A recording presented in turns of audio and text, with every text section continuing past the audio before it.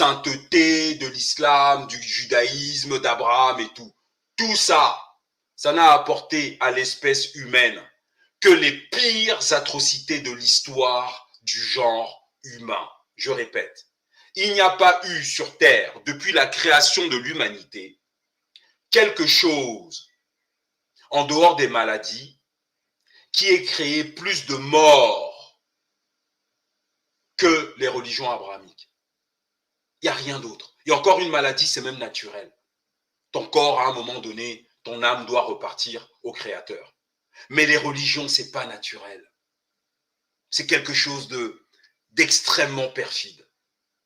Quand on les étudie comme nous les étudions, c'est-à-dire quand tu sors de leurs livres et que tu lis ce qui a été écrit avant et ce qu'ils ont fait après les livres, tu te dis merde. Si leurs histoires de chétan là existent, c'est leurs livres là.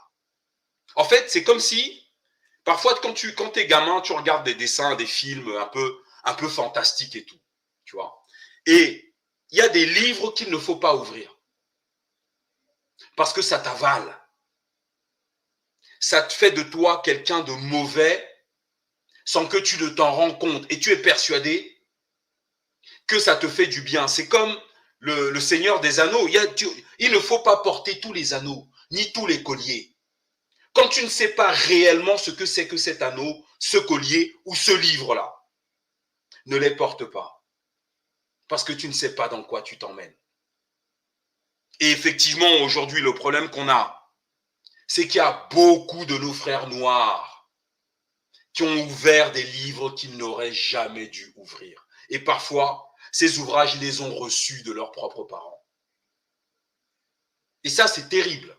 Et donc, c'est de la même manière que il y a des colliers, quand on t'offre un collier en Afrique, tu ne peux pas porter, tu ne sais pas d'où il sort le collier. Qu'est-ce qu'on a fait avec ça avant? Ta mère même va te dire, ne mets pas ça. Tu sais que qui a porté ça avant toi? Tu sais ce qu'on a fait avec ça? Tu connais l'histoire de ce collier? Tu ne vas pas le porter. Par contre, quand c'est un livre, on vous dit que c'est Dieu, qu'on va sauver votre vie. Vous tombez dans le piège. Et c'est pour ça qu'aujourd'hui, ce piège-là est très compliqué à sortir dedans. On a lu un livre là. Les religions sont les pires des maladies mentales. C'est un peu comme Gollum dans Le Seigneur des Anneaux avec son anneau là. Le gars, il ne peut pas s'en séparer. Eh oui! Mon précieux, il est à moi, il est machin, il est ceci. Oh putain. D'ailleurs, ça finit mal. Hein. Ça finit mal. Bon, ouais, force tranquille. Bonsoir, mon frère. Fétiche, c'est force tranquille, ta sœur. Changer un peu de logo. Ah, pardon. Bonsoir, ma sœur. C'est comment? Oui, ça va, merci. Et toi? Ah, écoute, là, moi, j'ai dormi un peu là, parce que le livre qu'on va attaquer ce soir, bon, il faut même qu'on l'attaque d'ailleurs. Le livre qu'on va attaquer ce soir, là, est chaud patate. Il faut qu'on l'attaque, fétiche, parce que très, très, très important. Je suis montée pour répondre un peu, mais je vais parler un peu terre à terre pour me faire comprendre, parce que des fois, c'est très compliqué, fétiche. C'est pour ça, j'aime bien quand je reprends des choses 2, 3 fois, 4 fois, pour plusieurs personnes, voilà, comme nous, les jeunes qui nous suivent. Alors, je voulais répondre à notre frère qui a demandé pourquoi c'est pas bien pour un noir d'être musulman. Je vais donner 3 ou 4 raisons à cela. La première raison est spirituelle, hein, parce que quand on est spirituel, nous, par exemple, les noirs, c'est comme un arbre. Quand on coupe cet arbre et on la sépare, donc on sépare cet arbre de ses racines. C'est foutu. Spirituellement, on s'en perd. T'es mort. On ne se retrouve pas. C'est ça. T'es mort. Tu es déjà mort spirituellement. Ça, c'est la première raison. La deuxième raison, je vais dire que c'est physique. Hein.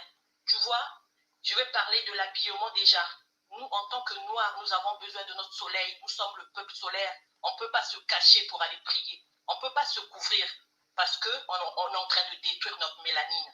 C'est ça la deuxième raison. La troisième raison, quand une religion qui est arrivée, comme un voleur qui vient chez toi, qui vole tout, qui tue, qui viole. On parle de chasse à l'homme. Voilà, chasse à l'homme et demain qui te dit, voilà, rejoins ma religion. Tu sais, fétiche, pourquoi à l'époque ils ont poussé les gens à se convertir? c'était parce qu'ils savaient qu'ils étaient minoritaires et à un moment, si ce peuple-là ne se convertit pas par force, ils peuvent se retourner contre eux. C'est ça. Et là, ils ont un peu réussi parce que on voit des Noirs qui se disent, voilà, ils sont incapables de dénoncer certaines choses, telles que de faire des lives comme ça, parce qu'ils savent que on les a obligés à devenir, voilà, vous êtes nos frères. Et c'était une façon pour... En fait, c'était une façon... C'était une manière, quand tu as affaire à des gens qui sont plus nombreux que toi, une des techniques de manipulation de masse, c'est de remplacer la révolte par la culpabilité. Et donc, ces peuples-là ont remplacé l'envie de revanche des Noirs par la religion. Donc, ils ont castré l'envie de revanche des Noirs avec la religion. C'est pour ça que tu vois que ceux qui dénoncent, ce sont des gens qui ne sont pas dans la religion et qui viennent pour les sauver. Et pour conclure, je dirais, c'est pas bien pour un Noir d'être musulman parce que déjà, ça ne nous... Ou chrétien, hein. La prière se fait en arabe, la terre sainte, c'est pas chez nous. Et aussi, on est déraillé. On t'enlève de ton histoire, de ton identité. Parce que ça, c'est leur tradition, c'est leur culture, c'est leur identité. Mais toi, tu laisses ton identité, tu laisses ta spiritualité, tu laisses tout ce qui te correspond, ton ancestralité, tes racines, bref, pour ne citer que ça, et tu veux aller te coller à quelque chose qui... Donc, en fait, tu prends deux tissus, mais qui ne peuvent pas, tu ne peux pas les coller. D'où la perdition, déjà les maladies. Ma sœur. C'est le mariage consanguin, mais il y a tellement de choses qui font que quand je veux parler terre à terre, la logique, tu comprends en fait. Ma sœur, il faut conclure, il faut qu'on démarre, sincèrement. Oui. Vas-y, conclue. Ouais, c'est ça, j'étais montée pour répondre, pour dire, voilà, c'est comme une personne qu'on change de route, quoi. Donc, tu avais une voie à suivre, on t'emmène dans une autre voie, mais tu es perdu parce que tu ne te retrouves pas. Donc, il faut retourner à notre spiritualité, à notre ancestralité. Bon. J'étais montée juste pour dire ça. Merci beaucoup. Merci de tapoter, s'il vous plaît, parce que le live, là, ça va être chaud patate. Bon, Abou Raoult, tu as 30 secondes, mon frère. La sœur a bouffé ton temps de parole et on démarre la lecture. Moi, je voulais te poser la question, comment dire, j'ai vu ton live par rapport à Félix Emo et tout, et je voulais poser la question si toi, tu avais une formation qui nous permettait de justement faire notre tour en Afrique et d'investir dans des... Alors, tu as des lives, tu as des lives sur la chaîne, tu as les lives sur la chaîne YouTube des fétiches de guerre sur comment investir en Afrique. Tu as au moins une dizaine de lives sur comment investir en Afrique. Et c'est extrêmement détaillé, ça dure parfois plus de 6 heures. Ok? Et comment dire, ça nous apprend et tout, comment dire, le retour, pas que investir, genre. Mais en fait, en occidentaux, genre. Ouais, là, je te dis que tu as plus de 10 lives. Et nous, on ne fait pas les bêtises de Simo. Donc, va voir sur YouTube.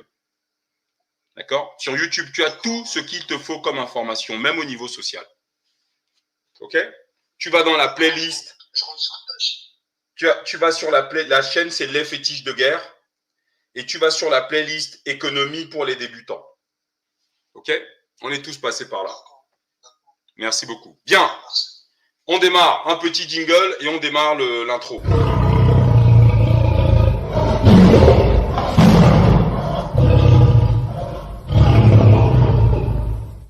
Alors, ce livre est une histoire de brigandage. J'ai démarré la lecture.